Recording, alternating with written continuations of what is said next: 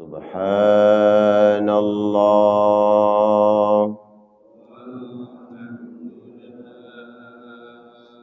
wa la ilaha illallah wallahu akbar.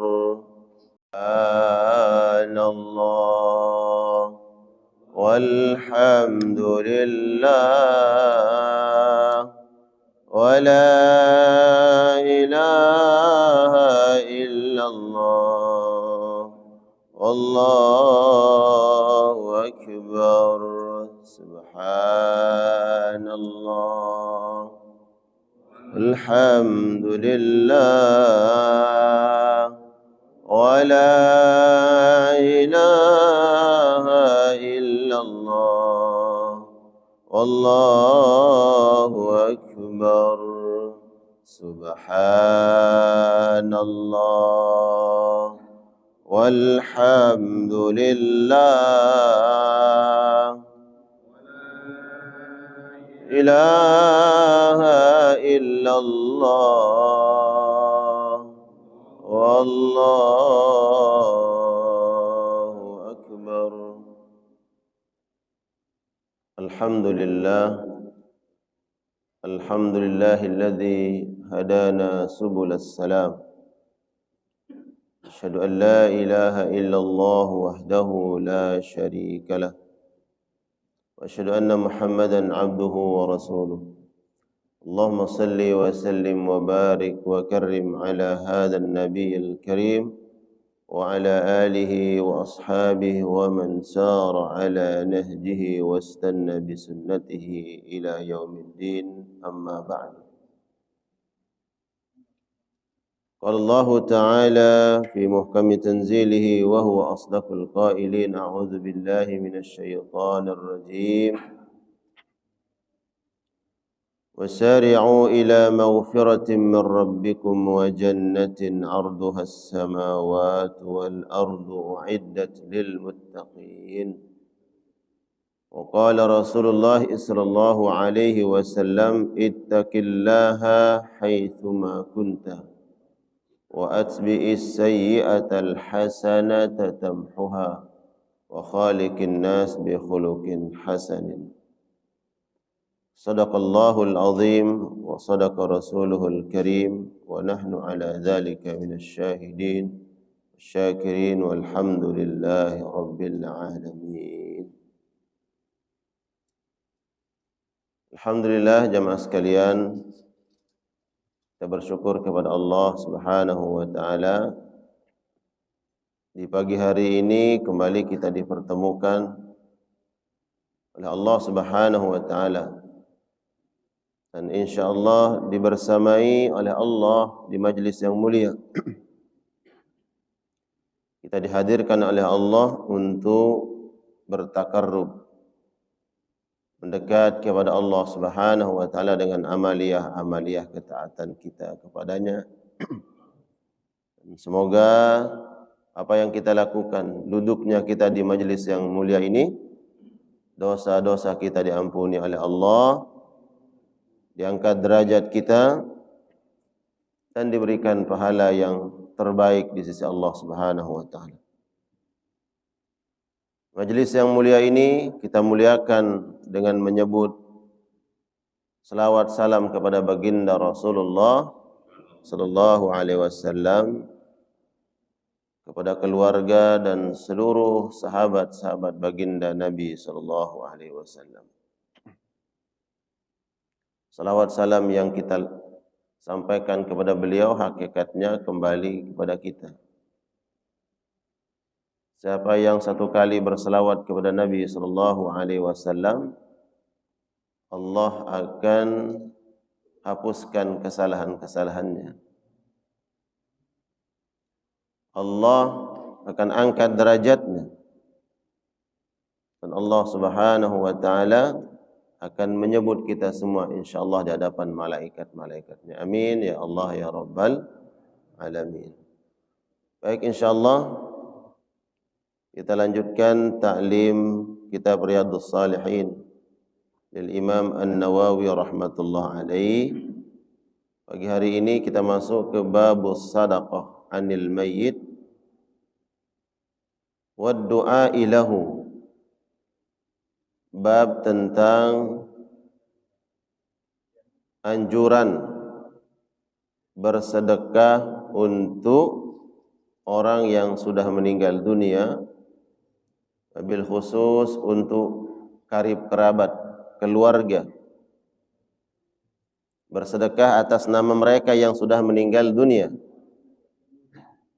Dan anjuran untuk wad du'a ilahu, senantiasa mengenang mereka dan mendoakan kebaikan-kebaikan untuk orang yang sudah meninggal dunia. Ayat pertama yang dicantumkan oleh Imam Nawawi di dalam bab ini adalah surat Al-Hasyr ayat ke-10. Allah Subhanahu wa taala berfirman, A'udzu billahi minasy syaithanir rajim. Walladzina ja'u min ba'dihim yaquluna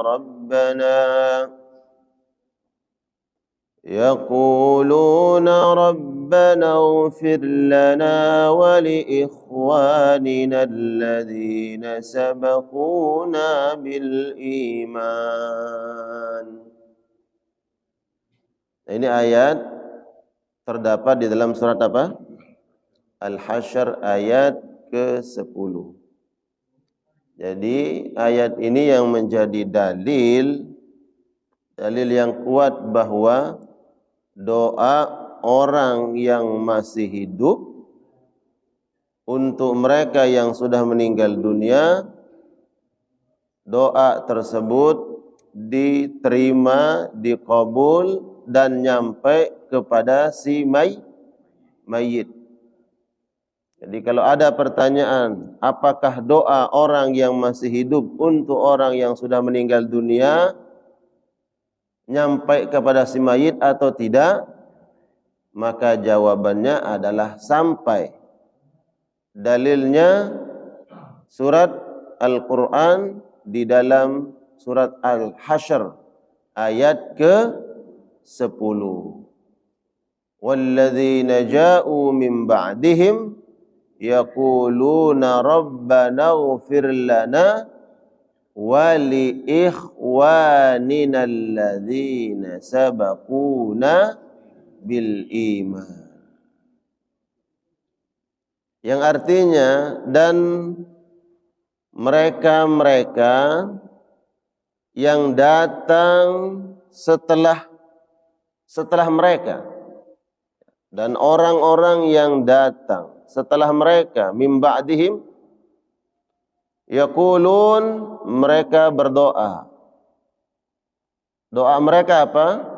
Rabbana, ya Tuhan kami, ighfir lana, ampunilah dosa-dosa kami. Walaupun tidak disebut dengan dzunub di sini, apa yang diampuni? Dosa.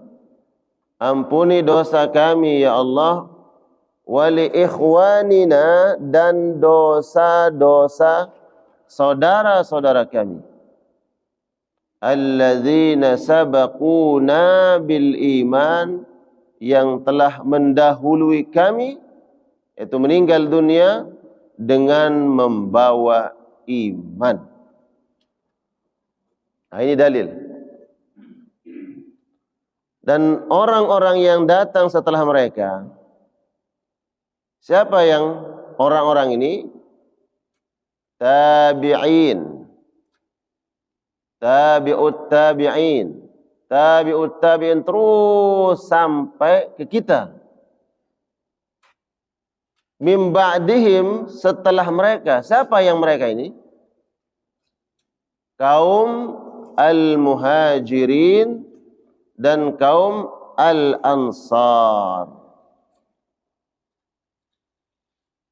Kaum muhajirin dan kaum ansar adalah manusia-manusia terbaik setelah baginda Nabi Muhammad sallallahu alaihi wasallam. Nah, generasi-generasi setelah Muhajirin dan Ansar, mereka mendoakan mereka ini. Ya. Mereka mendoakan kaum Muhajirin, mereka mendoakan kaum Ansar yang telah berpulang ke rahmatullah. Di antara mereka itu hanya terikat persahabatan, bukan diikat dengan ikatan nasab. Ya. Dan doa mereka dikabul oleh Allah Subhanahu wa taala. Jadi tidak harus syarat mendoakan orang yang sudah meninggal itu syarat nasab, ikatan keturunan, tidak harus. Bahkan siapa saja di antara saudara-saudara kita yang sudah meninggal dunia kemudian kita doakan, maka insyaallah doa tersebut sampai kepada si mayit. Ini ittifaq, sepakat, enggak ada yang berbeda pandangan di antara kalangan ulama. Dalilnya ya sharih, jelas. Doa orang-orang terdahulu, para kaum salaf yang mendoakan kaum Muhajirin dan mendoakan kaum Ansar. Ya. Kemudian Ibnu Abbas menjelaskan bahwa an-nasu thalathatu manazil. Ternyata kata beliau dari ayat ini dapat kita pahami manusia itu ada 3 golongan, kata beliau. Golongan pertama adalah golongan al-muhajirin, yaitu orang-orang yang hijrah bersama Nabi sallallahu alaihi wasallam dari Mekah ke Madinah, kaum muhajirin. Kemudian golongan kedua adalah kaum Ansar. Kaum Ansar adalah penduduk asli kota Madinah yang menyambut kedatangan Rasulullah sallallahu alaihi wasallam, dan kaum Muhajirin dari Mekah. Ini disebut kaum Ansar. Ansar artinya penolong, penyokong, pembantu, pembela. Ini orang-orang Madinah yang menyambut Nabi, kemudian menyokong dakwah Nabi dan membela Nabi Muhammad sallallahu alaihi wasallam. Ini kaum Ansar. Nah, golongan ketiga itu adalah setelah mereka ini, atau di luar golongan ini, adalah manusia secara umum. Dan tingkatan kemuliaan ini adalah sebagaimana yang Allah sebut. Yang pertama, yang terbaik itu adalah kaum Muhajirin. Ya, kaum Muhajirin yang hijrah bersama Nabi, dan mereka ini dari klan termulia di Mekah. Kabilah mulia, kaum Quraisy yang ikut bersama Nabi sallallahu alaihi wasallam. Kalaupun mereka tidak dari suku Quraisy, ada di kalangan budak, tapi mereka mendapatkan kemuliaan karena hijrah bersama Nabi. Yang kedua, manusia terbaik kaum Ansar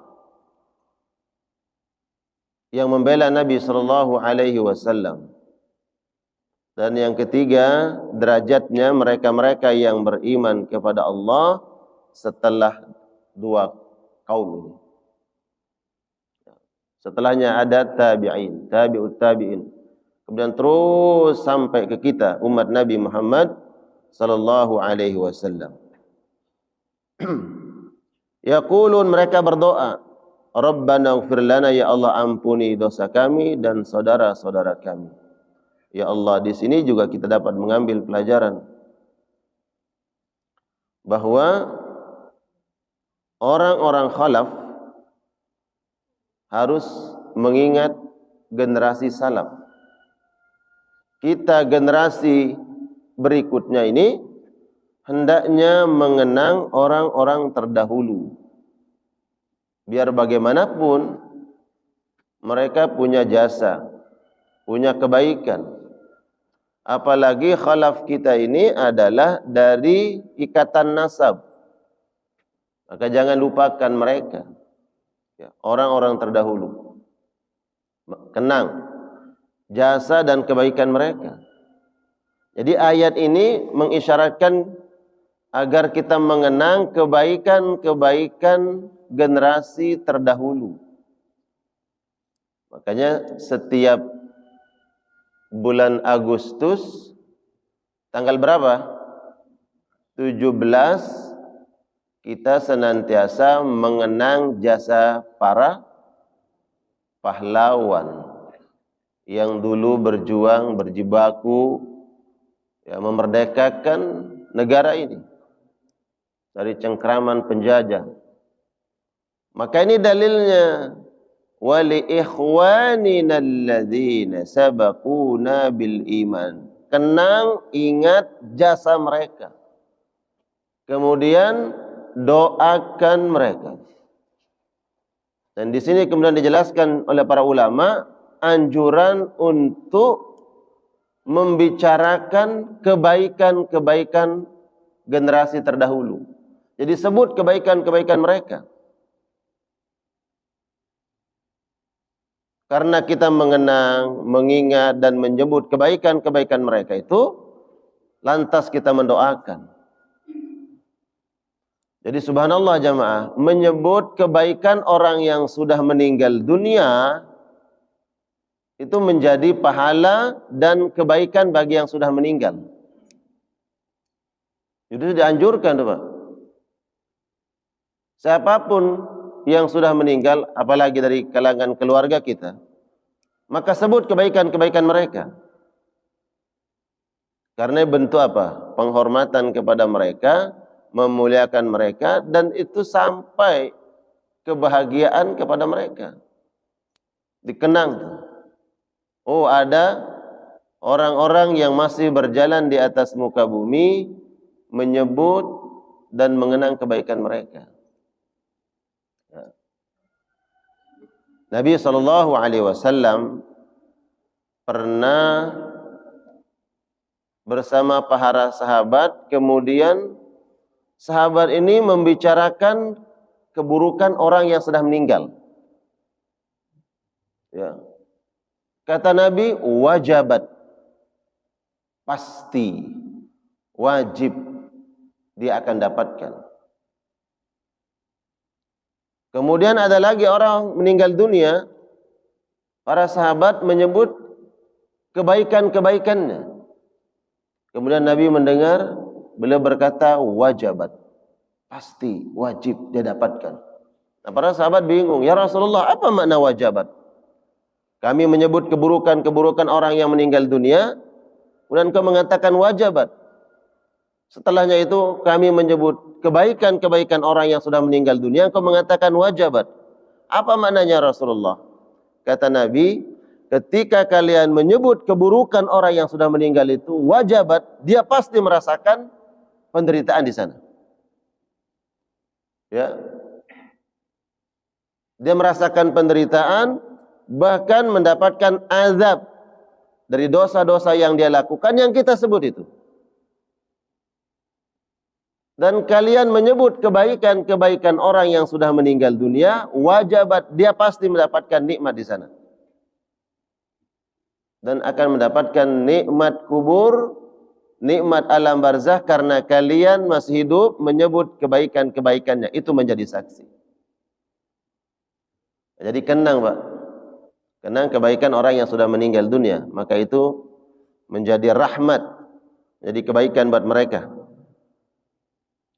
Kemudian dijelaskan oleh para ulama, ini menunjukkan bahwa kita harus bersyukur dan membalas kebaikan-kebaikan orang-orang terdahulu. Dengan cara apa? Minimal melestarikan kebaikan-kebaikan yang mereka lakukan. Melestarikan. kebaikan-kebaikan yang mereka sudah lakukan dulu menjadi amal hasanah, amal kebaikan mereka, kemudian terus dilestarikan, dijaga kebaikan-kebaikan itu, maka insya Allah kebaikan yang dilestarikan, yang dijaga, yang berkesinambungan ini, walaupun yang bersangkutan sudah meninggal dunia, maka kebaikan sampai kepada mereka. Jadi lestarikan amal baik yang dirintis oleh orang-orang dahulu. Di dalam hal apapun. Ini terkadang Pak, ada generasi khalaf, generasi penerus, justru menghilangkan kebaikan-kebaikan yang sudah dirintis oleh generasi-generasi sebelumnya. Dengan berbagai macam alasan tuh. Itu orang mukmin enggak boleh begitu. Apalagi didasari karena sentimen pribadi, sentimen golongan, itu enggak boleh, dosa besar.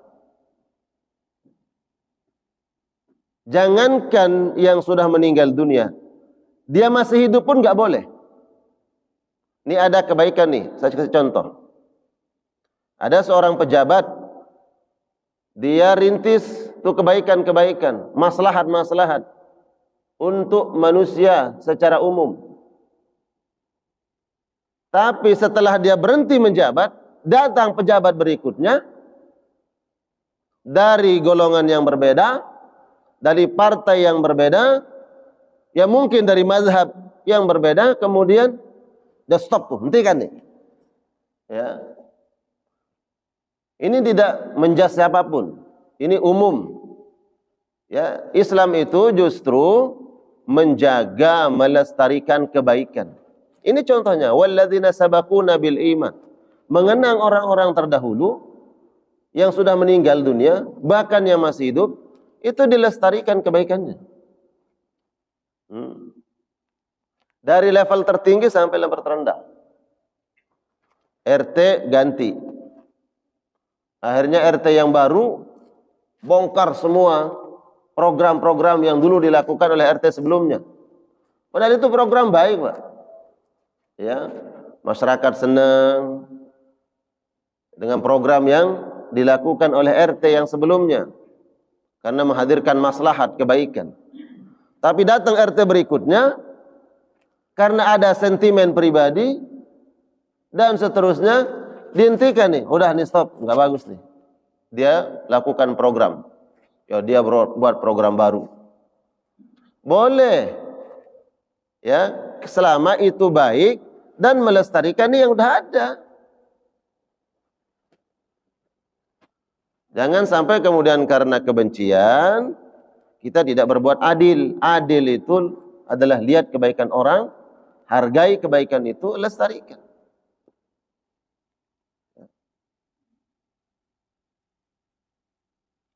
I'dilu huwa aqrabu littaqwa. Berbuat adillah, karena adil itu menghantarkan seseorang kepada ketakwaan.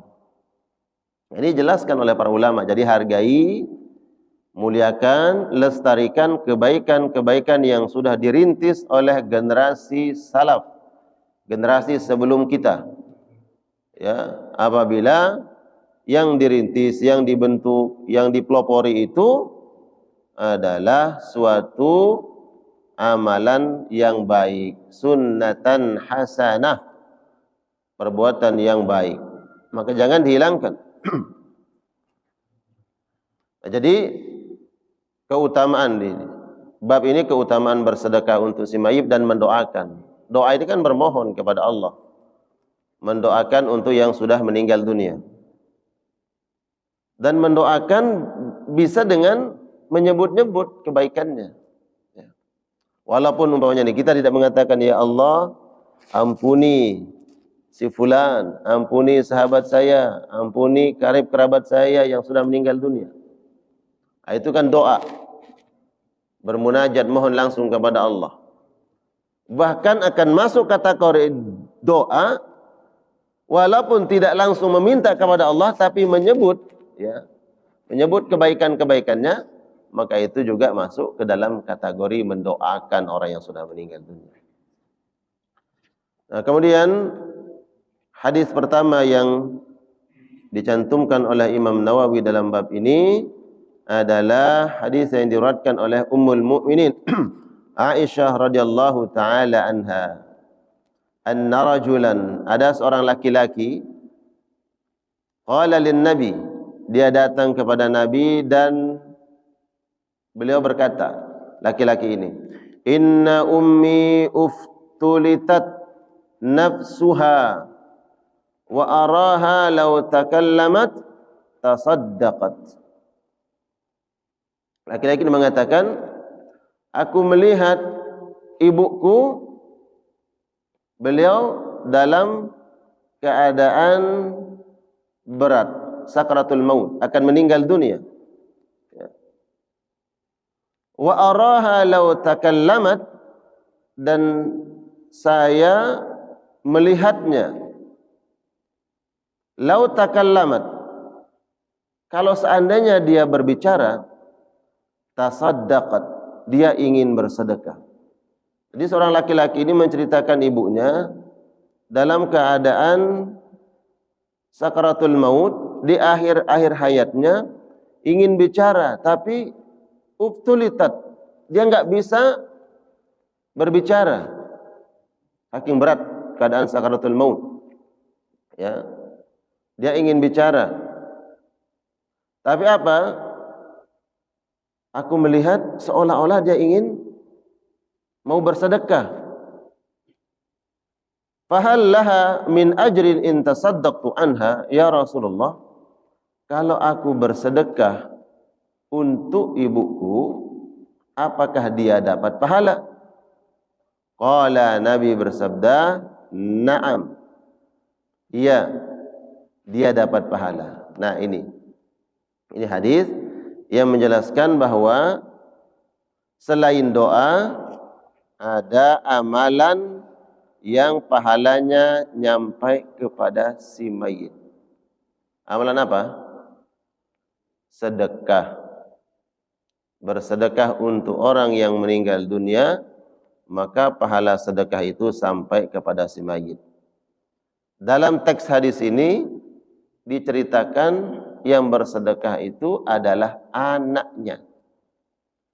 Nah, di sini kemudian ada perbedaan pandangan di kalangan para ulama. Karena yang disebut ini adalah anaknya, maka sedekah seorang anak untuk orang tua yang sudah meninggal dunia, maka sedekah itu sampai pahalanya. Sedekah anak kita.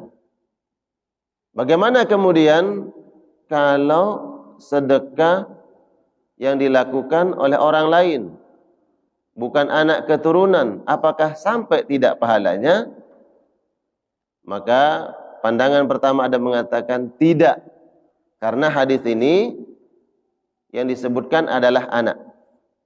Yang kedua mengatakan sampai, ya, umpamanya saya bersedekah atas nama fulan, sahabat saya, karena sahabat saya ini baik semasa hidup bersama saya, kemudian saya kenang kebaikannya, saya doakan, kalau doa sampai, siapa saja sampai. Kemudian saya bersedekah, oh ini saya punya uang sekian, saya masukkan ke trommel masjid, hati saya bergumam, berniat, sedekah ini saya niatkan untuk fulan sahabat saya. Maka bagaimana? Apakah sampai atau tidak pahalanya? Pendapat yang kedua mengatakan sampai pahalanya. Ya.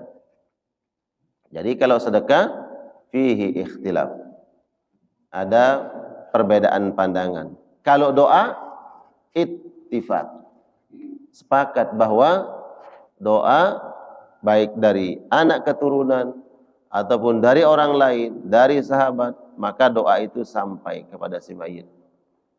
Adapun sedekah ada perbedaan pandangan. Nah, di hadis ini dijelaskan bahwa ada seorang anak yang bersedekah untuk orang tuanya. Apa pelajarannya? Al-ibn yahrus ala ma yuhibbu ma tuhibbu ummuhu.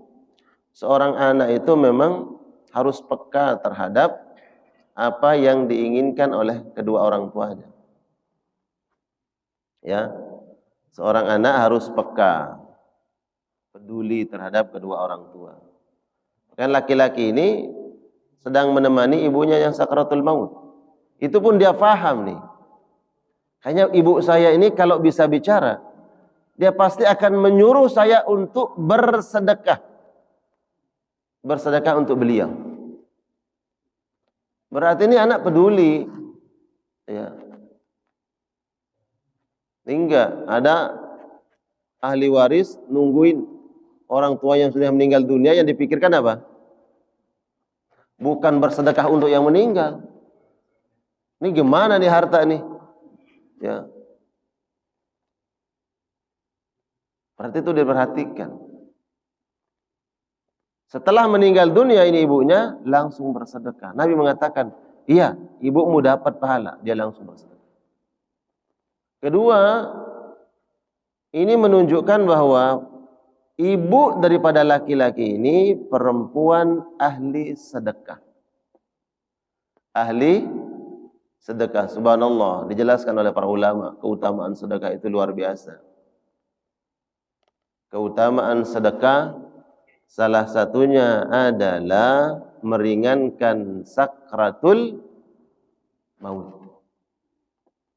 Ya, kalau kita tahu ya, seandainya nih ibu dari laki-laki sahabat Rasulullah ini, beliau dalam keadaan sakaratul maut kemudian ingin bersedekah, kira-kira apa yang dilihat dalam keadaan sakaratul maut itu?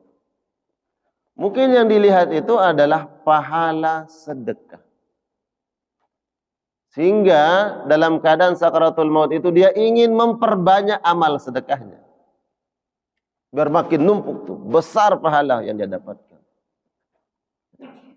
Jadi ahli sedekah.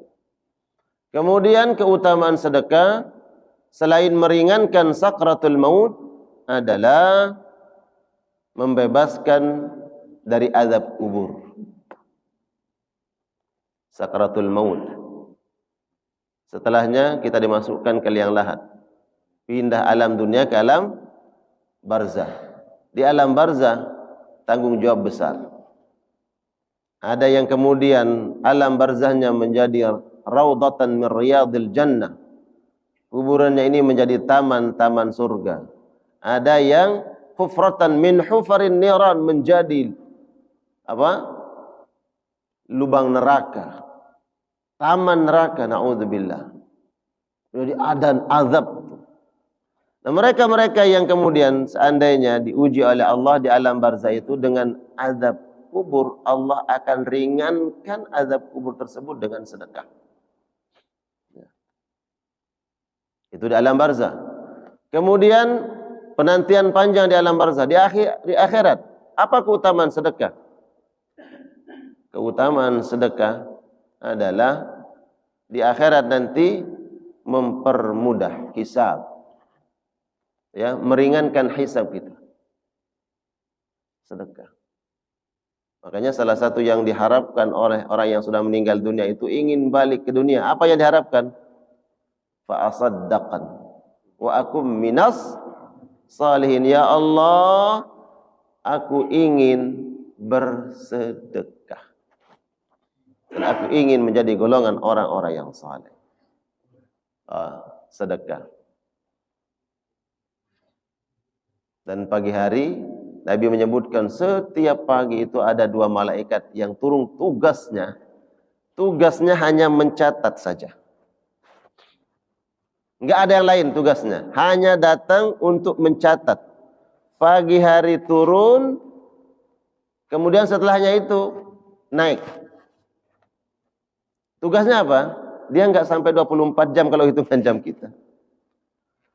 Cuma ngelihat nih, siapa di pagi hari ini yang bersedekah, masuk ke masjid, oh ada tromol masjid, betul. Kemudian bersedekah, ya Allah, itu berapa malaikat yang mendoakan. Di gerbang masjid ada yang mendoakan yang datang sholat subuh. Di pintu masjid ada malaikat yang mendoakan yang masuk membuka pintu masjid. Kemudian dia bersedekah, ada malaikat khusus yang mendoakan dia. Di berapa doa malaikat yang kita dapatkan di pagi hari ini. Amin. Apa doa malaikat? Allahumma a'ti munfiqan khalafa. Ya Allah, dia nih bersedekah di pagi hari ini, maka berikan balasan yang lebih baik. Ganti dengan yang lebih baik. Berarti kalau kita nabung 100.000, berapa kali lipat tuh? Kalau sekarang Bapak nih, bukan nganjurin ya, kalau Bapak nabung di bank 1 juta, kira-kira setahun nambah gak itu kalau 1 juta? Kalau bicara ribanya, tapi kita nggak nyuruh riba. Nambah nggak? Berapa tuh untungnya tuh? Kalau bicara untung, berapa lebihnya? Tapi kalau sama Allah, nabung tuh bisa jadi 700 kali lipat. Coba hitung sekarang. 100 kali 700. Iya kan? Allahumma a'ti munfiqan khalafa. Ya Allah yang bersedekah di pagi hari ini, yang berinfak, ganti Allah dengan yang lebih baik. Allahumma a'ti mumsikan talafa. Ya Allah, enggak mau bersedekah. Maknanya apa? Yang dia diminta, ya. Orang minta bantuan tapi dia bisa bantu sebenarnya. Tapi dia enggan membantu, maka didoakan oleh malaikat. Ya Allah, jangan berikan kebaikan. Berikan kehancuran buat dia. Berikan kebinasaan. Talab itu adalah ibarat bangunan, di bangunan udah kokoh, tiba-tiba runtuh. Usahanya lagi menanjaknya nih, tapi karena enggan membantu, akhirnya didoakan malaikat, ya udah, biar bangkrut usahanya. Itu tugas malaikat turun di pagi hari. Dan ini keutamaan sedekah jamaah sekalian yang dimuliakan Allah. Masya Allah, kita dilatih, ya. Diingatkan oleh Nabi SAW tentang keutamaan sedekah. Nah, jadi pahala seorang anak untuk kedua orang tuanya, pahala sedekahnya nyampai, ya, nyampai kepada orang tua. Pahala sedekah saja sampai, doa juga sampai. Ya. Ada ayat di dalam Al-Quran, di dalam surah An-Najm, ya, yang berbunyi wa allaisa lil insan illa ma sa'a. Itu ada di surah An-Najm ayat 39. Wa allaisa lil insan illa ma sa'a. Sesungguhnya tidak ada yang didapatkan oleh manusia kecuali apa yang dia usahakan. Nah, ini dalil yang mengatakan bahwa apa yang dilakukan oleh orang yang masih hidup bukan dari keturunan, maka pahalanya tidak sampai kepada si mayit. Dalilnya ini. Ya. Jadi kelompok yang kedua mengatakan tadi, sedekah tadi tidak sampai. Dalilnya apa? Wa allaisa lil insan illa ma sa'a. Sesungguhnya seseorang itu akan mendapatkan nanti di akhirat sesuai dengan apa yang dia usahakan. Apa yang dia lakukan. Kalau tidak dia lakukan, maka dia nggak dapat. Berarti sedekah orang lain untuk yang bersangkutan, menurut pendapat yang kedua, tidak sampai. Kenapa? Karena bukan dia yang lakukan. Orang lain yang bersedekah, bukan dia yang lakukan. Maka nggak sampai menurut pendapat yang kedua. Pendapat yang pertama mengatakan sampai, ya, anaknya yang dia bersedekah, maka sampai pahalanya tersebut, karena al-ibn min sa'yihi. Anak tersebut adalah bagian dari usahanya. Usaha apa? Usaha apa orang tua terhadap anak? Membesarkan, ya, menghidupi, menafkahi, bahkan mendidik, mentarbiyah. Maka karena usaha orang tua yang membesarkan, yang mendidik, membimbing, maka anak itu faham akan keutamaan berbakti kepada kedua orang tua. Maka apa yang dilakukan oleh seorang anak sampai kepada orang tua. Nah, ini bagaimana kemudian sedekah bukan dari keturunan, tapi dari orang lain. Apakah masuk daripada sa'ihi? Pendapat yang pertama mengatakan dapat pahalanya walaupun orang lain yang bersedekah. Apa sebab? Itu bagian dari sa'ihi, bagian dari usaha dia. Usahanya apa? Semasa hidupnya dia bergaul dengan baik. Kalau berteman, dia berteman baik.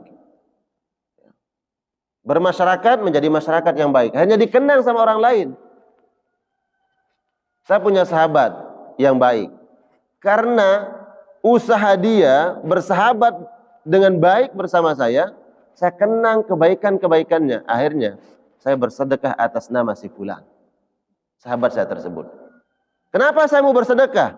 Karena saya mengingat, saya mengenang sahabat saya ini orang baik. Nah, kebaikannya itu bagian dari sa'ihi, bagian dari usaha dia. Karena Al-Quran mengatakan, sesungguhnya manusia tidak ada yang dia dapatkan kecuali apa yang dia usahakan. Salat itu usahanya, puasa itu usahanya, haji, umrah, bersedekah semasa hidupnya itu usahanya. Nah, kalau dia sudah meninggal dunia, maka pendapat yang kedua mengatakan orang lain bersedekah untuk orang yang sudah meninggal dunia dapat pahala karena usaha hidupnya itu adalah menjadi orang baik. Coba orang jahat. Ada enggak orang bersedekah karena kejahatannya bersedekah? Kan jarang. Ya, tapi kita bersedekah karena kebaikannya. Nah, jadi di sini ikhtilafnya. Ya. Jadi ayat ke-39 di dalam surat An-Najm, wa alaysa lil insan illa ma sa', termasuk ini adalah pendapatnya Imam Syafi'i. Imam Syafi'i rahmatullah alaihi berpegang dengan ini. Ya. Bahwa manusia tidak ada yang dia dapatkan kecuali apa yang dia lakukan. Nah. Muttafaqun alaihi, hadis ini ya diriwayatkan oleh Imam Bukhari dan Imam Muslim rahmatullah alaihi. Kemudian hadis yang kedua dari Abi Hurairah radhiyallahu taala anhu, anna Rasulullah sallallahu alaihi wasallam qala, "Idza mata al-insan inqata 'amaluhu illa min thalath."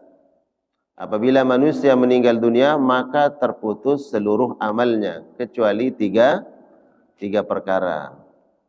Insyaallah ini hafal nih para jamaah. 3 perkara itu pertama apa? Sadaqatun jariyah. Kemudian yang kedua, aw ilmin yuntafa'u bihi, ilmu yang bermanfaat. Yang ketiga, waladin salih yad'u lahu, anak saleh yang selalu mendoakan. Ini yang tidak terputus, ya akan terus mengalir. Berarti dari bab sedekah masuk nih, au sadaqatin jariyah, sedekah yang selalu mengalir pahalanya. Kata sedekah di sini bukan sedekah yang saya ini sedekah makanan ya, gitu. Lebih kuat makna sedekah di sini, al-sadaqatin jariyah adalah wakaf. Ya, berbuat baik, mewakafkan sesuatu, kemudian ini yang diwakafkan terus dimanfaatkan oleh orang yang masih hidup, maka ini kemudian mengalir kebaikan-kebaikannya. Jadi wakaf disebut dengan sedekah. Sebagaimana zakat juga disebut dengan sedekah. Aw sadaqatin jariyah, sedekah yang mengalir kebaikannya. Jadi sekarang kalau saya nih, ini ada 2 kue. Ada anak-anak yang lewat. Saya berikan 2 kue ini, namanya sedekah. Tapi kalau udah habis nih, kira-kira masih mengalir gak kebaikannya? Sebatas itu aja. Makanya kemudian makna sadaqatin jariyah, kebaikannya mengalir itu adalah apa? Wakaf, sedekah wakaf. Ya, ini masjid. Ya, saya yakin ini kan bukan dibangun oleh satu orang kan? Ada yang membawa semen, sedekahnya semen. Ada yang membawa material pasir, ada yang membawa uang, ada yang bahkan ada yang bersedekah di masjid ini tidak dengan materi, dia bersedekah dengan tenaga. Dia ikut nih bangun. Dia datang umpamanya dengan nyiram air kah, dia ikut gotong pasir kah, dan seterusnya. Maka itu sedekah. Di sini kemudian makna sedekah itu lebih umum daripada infak. Ya. Kalau tidak mampu bersedekah dengan harta, bersedekahlah dengan tenaga. Tidak bisa bersedekah dengan tenaga, bersedekah dengan sumbangsih pemikiran. Tidak bersedekah dengan sumbangsih pemikiran, bisa juga bersedekah dengan ilmu. Ini bersedekah. Jadi mana sedekah itu lebih umum. Bahkan kata Nabi, tabassumuka liwajhi akhika sadaqah. Kita senyum saja menjadi sedekah. Tapi sedekah ini mengalir enggak kebaikannya? Enggak kan? Maka makna sedekah di sini adalah aw sadaqatin jariyah, sedekah yang terus mengalir kebaikannya adalah wakaf. Ya. Jangan dilihat wakaf itu kemudian nominalnya besar, enggak. Ya. Bahkan tadi wakaf, satu sak semen pun itu jadi wakaf. Ya kan? Wakaf di mana? Di masjid. Wakaf di tempat dibangun tempat pendidikan, wakaf. Selama itu digunakan, Masya Allah, jariyah, mengalir pahalanya. Dan yang kedua, au ilmin yuntafa'u bihi, ilmu yang dimanfaatkan, ilmu yang bermanfaat. Ilmu yang dimanfaatkan seperti apa? Pertama adalah kita yang memiliki ilmu, menebar ilmu ini, kemudian memanfaatkan ilmu. Ya. Yang kedua, orang yang menerima ilmu kemudian memanfaatkan ilmu. Nah, selama ini kemudian ilmu itu bermanfaat, mengalir, diamalkan, maka selama itu pula pahala nyampai. Berarti keutamaan orang yang memiliki ilmu, Pak. Kira-kira mana lebih kaya, orang berilmu atau tidak berilmu? Kalau itu transparan pahala, yang berilmu, Pak. Contoh nih, kalau sekarang kita belajar tentang satu kebaikan, kemudian Bapak lakukan, pahala Bapak dapatkan, kemudian ditransfer ke siapa? Yang mengajarkan. Berapa orang kemudian yang mengamalkan? Sebanyak yang mengamalkan, itulah kemudian kita dapat transferan pahala. Ya Allah. Makanya coba ini, ya, kalau kita berbicara tentang keuntungan yang terus mengalir, berarti harus lewat ilmu. Ya. Ilmu disampaikan, kemudian banyak yang mengamalkan. Selama ilmu itu diamalkan, berapa jumlah yang mengamalkan, maka yang menyampaikan itu dapat pahala. Ya Allah. Jadi orang kaya nanti kita. Sudah meninggal dunia tapi terus dapat transferan pahala. Selama itu ilmu bermanfaat. Ya. Yang ketiga, awaladun salih yad'ulah, anak saleh yang mendoakan. Nah, subhanallah. Jamaah sekalian yang dimuliakan Allah. Begini. Kalau kita bersedekah, kemudian membagi ilmu dan meninggalkan ahli waris, kira-kira yang pasti sampai ke kita itu yang mana? Yang pasti sampai nih. Jangan bicara dengan niatnya dulu, yang mana niatnya ikhlas. Dari 3 perkara ini yang pasti sampai yang mana? Sedekah jariyah, atau ilmu yang bermanfaat, atau anak soleh? Atau anak? Ya. Kenapa diurutkan yang pertama ini sedekah, kedua adalah ilmu, yang ketiga adalah anak? Sedekah yang kita keluarkan, sedekah jariah yang kita wakafkan itu pasti sampai pahalanya. Pasti sampai. Anak yang soleh, ya anak yang soleh, yang mendoakan, itu pasti sampai. Yang ini tidak akan pernah berubah, yang ini bisa berubah, Pak. Bapak bersedekah, berwakaf dulu tanah untuk bangun musola, bangun masjid. Itu udah clear, Bapak meninggal dunia tidak akan pernah berubah. Tapi kalau anak ini bisa berubah, Pak. Makanya diurutkan di terakhir. Aw waladin saleh, anak saleh yang mendoakan. Selama anak itu masih hidup, dia belum aman, Pak. Ya, selama orang masih hidup ini belum aman. Pagi hari dia soleh, dia taat kepada Allah. Apakah ada jaminan nanti sore hari dia masih bertakwa kepada Allah? Ya, nggak ada jaminan. Selama dia masih hidup masih ada kemungkinan dia belum bebas dari fitnah. Makanya kemudian kata Ibnu Abbas apa? Kalau engkau ingin mengambil pelajaran di dalam hidup ini, bagaimana engkau menata hidup, maka ambillah pelajaran bagi dari orang-orang salaf, orang-orang terdahulu yang sudah meninggal dunia. Ya, apa sebab? Karena mereka melakukan suatu kebaikan dan sudah meninggal dunia, dan mereka berhasil di situ, maka mereka terbebas dari fitnah. Tapi sekarang kalau kita mengambil pelajaran, jadikan figur nih seseorang.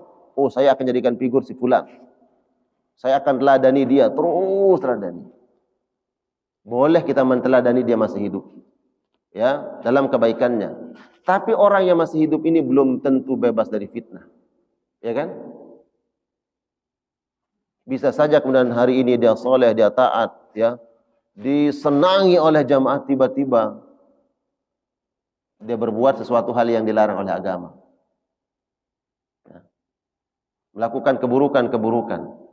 Maka ketika dia melakukan keburukan, apa layak kita menjadikan dia figur orang yang melakukan keburukan? Tidak. Maka kata Ibnu Abbas, kalau engkau ingin menjadikan figur yang benar itu adalah orang-orang salaf, orang-orang terdahulu yang sudah meninggal dunia dan mereka dalam keistiqomahan. Nah, diletakkan yang pertama ini sedekatun jariyah, sedekah jariyah. Itu enggak akan berubah, Pak. Enggak akan berubah. Kalau kita wakafkan itu adalah 100 meter, enggak akan pernah berubah, dia akan tetap seperti itu. Dan mengalir terus pahalanya. Ilmu yang bermanfaat, ilmu ada 3 orang yang mengamalkan. Muhammad ini jamaah saya. Umpamanya ada 3 orang yang mengamalkan ilmu. Orang yang mengajarkan dapat ilmu, ditransfer.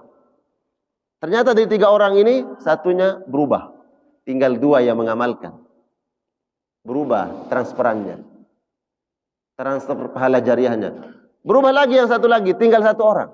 Berarti berubah. Sama dengan yang terakhir, awal dan saleh. Maka bisa saja anak itu berubah. Tapi kalau sedekah jariah ini tidak akan pernah berubah. Nominalnya sebegitu dan tetap. Maka ini pelajaran, Pak. Kalau hari ini kita punya harta sebidang tanah, atau mungkin kita memiliki banyak investasi di dunia ini.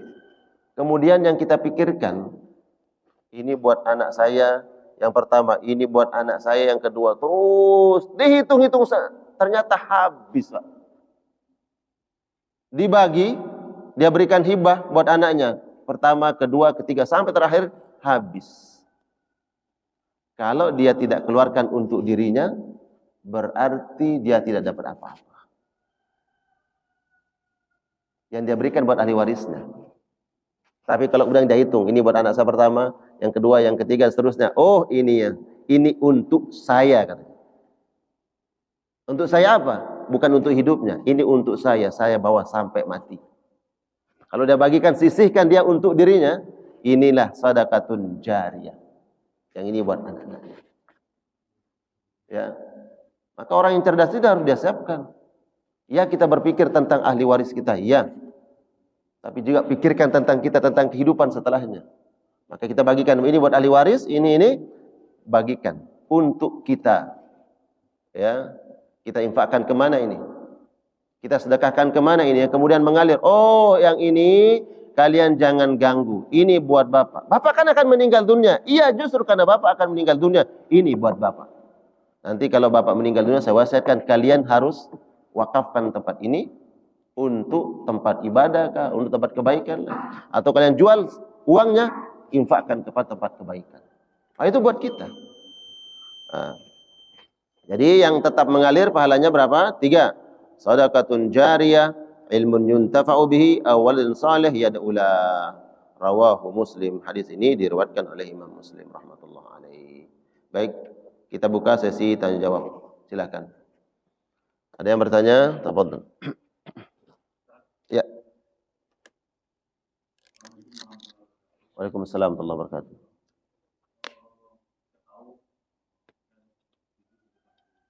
Ya. Bismillah.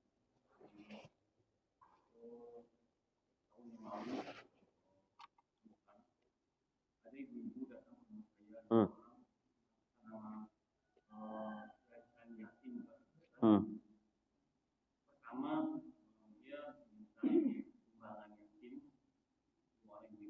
Ya.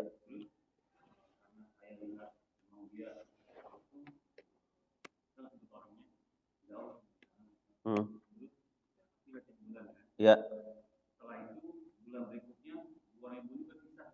Hmm. Ya.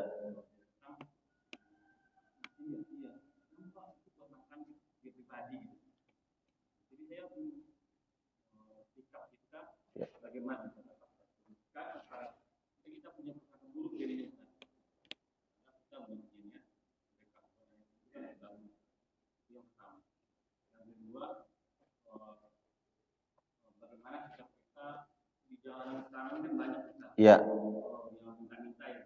Ya.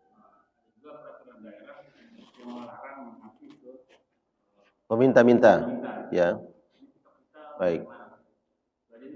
Barakallah. Pertanyaannya bagus, masya Allah. Tabarakallah. Jadi yang pertama, Nabi SAW bersedekah. Nabi bersedekah itu karih. Ya. Kana Rasul SAW ajwadun nas wa kana ajwadu fi yakunu fi Ramadan. Nabi adalah manusia yang paling dermawan dan sangat terlihat kedermawanan beliau makin bertambah di bulan Ramadan. Kedermawanan Nabi itu laksana angin, kata para sahabat. Angin berhembus itu tidak pilih-pilih, Pak. Pohon kayu apapun di situ, ada pohon kelapa, pohon kurma umpamanya, ya. Pohon apa saja kena dengan angin itu. Artinya apa coba? Siapa saja yang datang ke Nabi SAW minta bantuan, Nabi nggak lihat apakah dia betul-betul membutuhkan atau tidak. Itu Nabi. Ya, karena memang kedermawanan Nabi SAW beliau kasih. Ini kalau kita lihat sebagai contoh. Berarti niat Bapak tadi pertama memberikan itu untuk panti asuhan. Ya, ternyata setelah dia pisah terbongkar ketahuan bahwa yang satunya bukan untuk panti asuhan tapi buat dirinya sendiri. Itu kembali kepada kita. Kalau kita niatkan sedekah untuk membantu dia, maka kita mengikuti teladan Nabi SAW bersedekah kepada siapa saja. Namun sedekah itu akan lebih besar manfaatnya, pahalanya apabila besar manfaat yang didapatkan. Artinya kalau kita membantu orang yang betul-betul kekurangan, mengharapkan bantuan itu akan besar keutamaan yang kita dapatkan dibandingkan dengan orang yang sangat tidak begitu membutuhkan. Maka kembali kepada kita, nilai sedekah tetap kita dapatkan, Pak. Ya, walaupun untuk dirinya, ya, kita tahu bahwa ya udah saya niatkan aja untuk memang untuk dia, saya kasih. Adapun untuk ibu, untuk panti asuhan silahkan, untuk dia saya kasih untuk dia. Mungkin dia membutuhkan itu. Pahala sedekahnya tetap dapat karena mengikuti teladan Nabi SAW bersedekah kepada siapa saja. Ya. Namun kalau seandainya Bapak berikan kepada yang lebih membutuhkan, dalam hal ini panti asuhan tadi tentunya akan lebih baik karena akan tepat sasarannya membutuhkan itu. Kemudian yang kedua, memberikan orang yang meminta-minta di pinggir jalan. Ada ancaman sebenarnya bagi mereka-mereka yang minta itu. Siapa yang menjadikan as-su'al, meminta-minta sebagai karakternya, ya, maka nanti di akhirat dia akan datang dengan wajah tanpa ada daging. Jadi wajahnya ini tak berdaging, tinggal tulangnya, tubuhnya ada nih dagingnya, tapi wajahnya tak berdaging. Ada kemudian dia cakar-cakar rontok semua. Siapa mereka? Mereka yang di dunia gemar meminta-minta. Hati-hati. Meminta-minta. Bukan hanya meminta uang. Meminta-minta apa aja. Jadi kalau ada yang tabiatnya senang meminta, nah itu kayak gitu nanti. Apakah minta sedekah ataupun minta jabatan. Ya. meminta-minta. Ke sono dia nggak dapat, kadang ke sono. Nah, itu ya. Ya.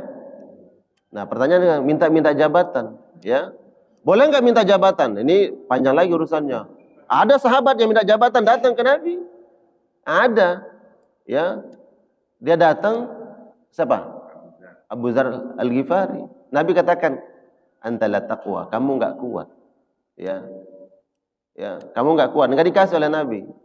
Kalau ada orang yang meminta jabatan, maka jangan berikan, katanya. Tapi sekarang banyak orang minta jabatan ya. Justru banyak minta jabatan. Ya, meminta-minta. Nah, kalau dia meminta-minta jabatan itu, kata Nabi, maka khawatir ada di balik itu. Padahal tanggung jawabnya besar. Ada sesuatu yang diinginkan. Tapi kalau umpamanya, nanti untuk lanjutkan itu, kalau maslahat kebaikan boleh. Ya, saya menawarkan diri saya untuk menjadi pejabat. Boleh tidak? Meminta-minta jabatan, boleh tidak? Tanda kutip dulu. Boleh, tidak boleh. Tidak boleh. Nabi menegur Abu Dzar Al-Ghifari. Tapi Al-Quran berbicara. Ij'alni khazainil ard. Kata Nabi Yusuf, wahai raja, saya ini laki-laki yang cerdas, kata Yusuf. Laki-laki yang terpercaya. Kalau engkau ingin memanfaatkan saya, ya, jadikan saya perbendaharaan Mesir. Jadikan saya menteri keuangan di negeri ini. Nabi Yusuf minta jabatan kepada Raja Mesir. Apa tujuannya? Nabi Yusuf, dia ingin menghadirkan maslahat. Tapi masalahnya saat ini ada nggak orang yang seperti Nabi Yusuf? Pertama, Nabi Yusuf itu seorang nabi. Seorang nabi maksum, terjaga dari dosa. Seorang nabi, dia akan senantiasa dalam koridor kebenaran. Kalau dia salah, ada yang meluruskan. Ya, nabi. Tapi kalau manusia, dalam koridor salah dibenerin, marah. Ya kan, beda. Jadi pertanyaan tadi, boleh nggak minta-minta? Bukan minta-minta, minta jabatan. Bisa boleh, bisa tidak. Jadikan Abu Dzar Al-Ghifari ditegur oleh Nabi. Tapi Nabi Yusuf minta menjadi seorang menteri. Jadi lihatlah.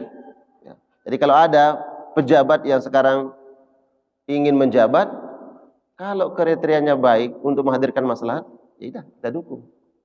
Ya kan? Dukung. Ini kan sebentar lagi 2024 ya. Iya, saya sudah lihat berseliweran, ada teman yang sudah mulai lihat rubah penampilannya. Oh ya, ini kayaknya mau ngincar satu kursi ini di kabinet nanti gitu. Baik, jadi kalau Bapak bersedekah ke panti asuhan itu dan manfaatnya lebih besar, itu lebih baik. Kalaupun Bapak tetap berikan kepada ibu itu dengan niat bersedekah umum, saya bantu. Yaitu sebagaimana kita meniru teladan Nabi sallallahu alaihi wasallam. Nabi itu enggak pilih-pilih. Siapa yang datang Nabi enggak pernah tanya, kamu orang kaya orang miskin enggak? Dia kasih, Nabi sallallahu alaihi wasallam. Gitu ya. Kemudian mereka-mereka yang minta di pinggir jalan ini, wa ammas sa'ila fala tanhar, itu aja. Kalau kita mau ngasih, kasih silakan. Kita lihat mungkin dia sangat membutuhkan. Kalau enggak, ya biarkan saja. Yang memprihatinkan saat ini, Pak, justru sekarang banyak meminta-minta lewat media sosial. Ya, meminta-minta lewat media sosial. Ada yang sampai guyur guyur lumpur ya untuk minta sesuatu. Ah, ini sama nih. Ya, enggak boleh tuh. Dosa itu sama saja. Ya, meminta-minta di pinggir jalan dengan begini itu sama tuh. Dengan yang minta-minta gitu. Ya, kasih, kamu minta kasih, itu sama. Nauzubillah. Ya, summa nauzubillah. Ya, begitu Pak ya. Barakallah. Waalaikumsalam warahmatullahi wabarakatuh.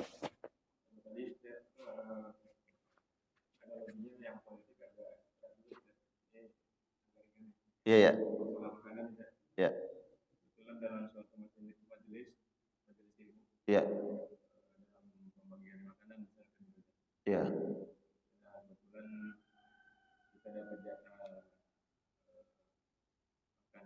Ya. Iya.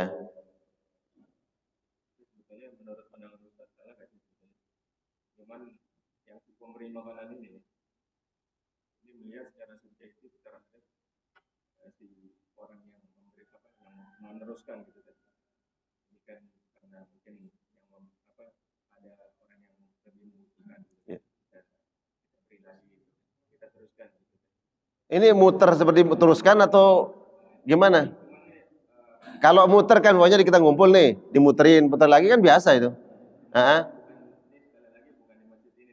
Iya, enggak contohnya kan? Iya. Jadi saya ngeri juga nih hati-hati sebetulnya. Iya. Cuman kita cuma terusin doang. Kita meneruskan, mungkin nih orang karena kita sudah sering gitu, mungkin sudah sering makan lah misalkan. Iya. Cuman si pemberi makanan, si pemberi ini, iya. cuma pemberi dia menilai subjektif terhadap yang si meneruskan ini, si fulan yang meneruskan makanan ke orang lain. Itu menurut pendapat. Ini sih berkaitan sama yang kalau tadi kan politik kan. Iya, enggak gini. Kalau kita meneruskan ngiter itu muter itu enggak masalah. Ya, enggak masalah.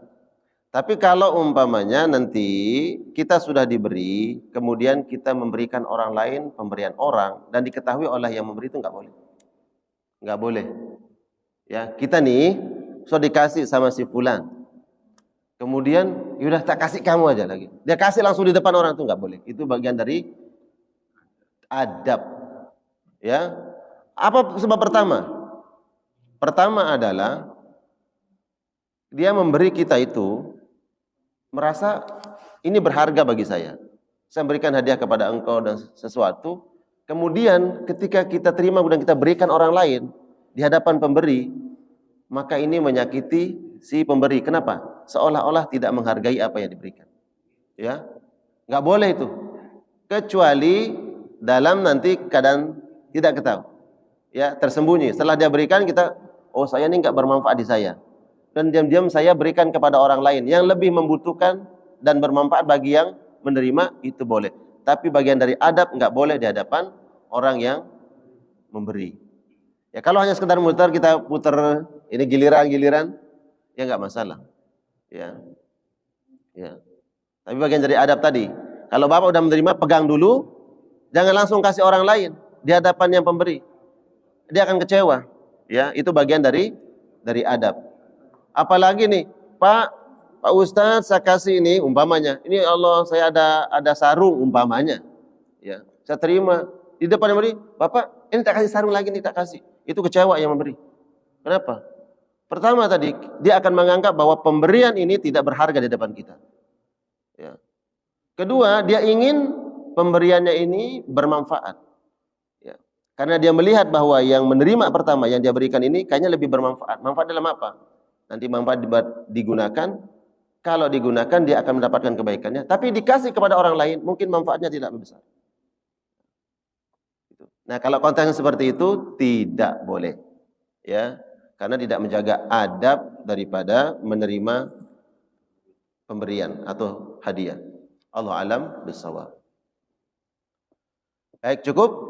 Masya Allah, tabarakallah. Semoga yang hadir di majelis pagi hari ini dosa-dosanya diampuni oleh Allah Subhanahu wa taala, diangkat derajat kita oleh Allah, dan seluruh kebaikan-kebaikan kita dijadikan pada timbangan hasanat. Baik, kita tutup majelis kita dengan sama-sama membaca doa kafaratul majlis. Subhanakallahumma bihamdika asyhadu an la ilaha illa anta astaghfiruka wa atubu ilaik. Wa sallallahu ala Muhammad wa ala alihi wa ashabihi wasallam. Wassalamualaikum warahmatullahi wabarakatuh.